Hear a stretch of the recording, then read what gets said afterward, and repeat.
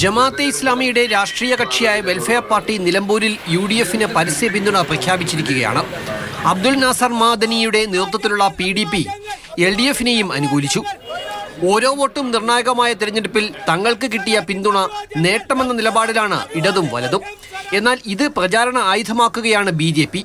ഹൈന്ദവ ക്രിസ്ത്യൻ വോട്ടുകൾ സ്വാധീനിക്കുകയാണ് ഇതിലൂടെ NDA ലക്ഷ്യം. LDFനെയും UDFനെയും കടന്നാക്രമിച്ച് K. സുരേന്ദ്രൻ രംഗത്തെത്തി. രണ്ട് മുന്നണികളും കലാപകാരികളെയും ഭീകരവാദികളെയും താലോലിക്കുന്ന സമീപനമാണ് ഈ തെരഞ്ഞെടുപ്പിൽ കാണുന്നത്. വർഗീയ ശക്തികളുടെയും മതഭീകരവാദ ശക്തികളുടെയും പിന്തുണയിലാണ് രണ്ട് മുന്നണികളും തെരഞ്ഞെടുപ്പിൽ മത്സരിക്കുന്നത്. ഹിന്ദുത്വ നിലപാട് ഉയർത്തുന്ന BJPക്ക് ഇത് പറയാൻ ഒരു അർഹതയുമില്ലെന്നാണ് LDF UDF വാദം.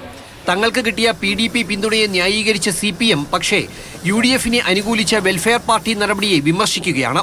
CPM സംസ്ഥാന സെക്രട്ടറി MV ഗോവിന്ദന്റെ വാക്കുകൾ ഇത് വ്യക്തമാക്കുന്നു. വർഗീയതക്കെതിരായിട്ട് ഒരക്ഷരം ഉണ്ടാൻ അവർക്ക് അവകാശമില്ലാത്ത രീതിയിൽ വർഗീയ ശക്തികളുടെ കൂട്ടുകെട്ടായിട്ട് UDF മാറിയിരിക്കുകയാണ്.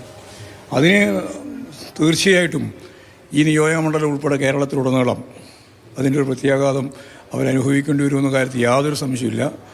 നിലമ്പൂരിൽ BJP CPM ബന്ധം ആരോപിക്കുകയാണ് പ്രതിപക്ഷ നേതാവ് VD സതീശൻ.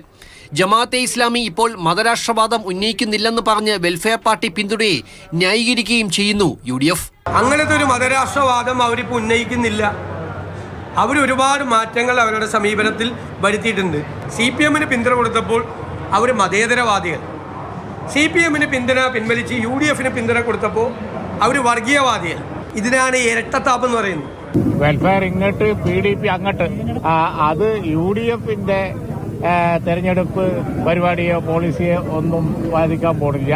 വാശിയേറിയ പോരാട്ടമായതിനാൽ ചെറുചലനങ്ങൾ പോലും ഫലത്തെ സ്വാധീനിക്കുമെന്ന് മുന്നണികൾക്ക് നന്നായി അറിയാം.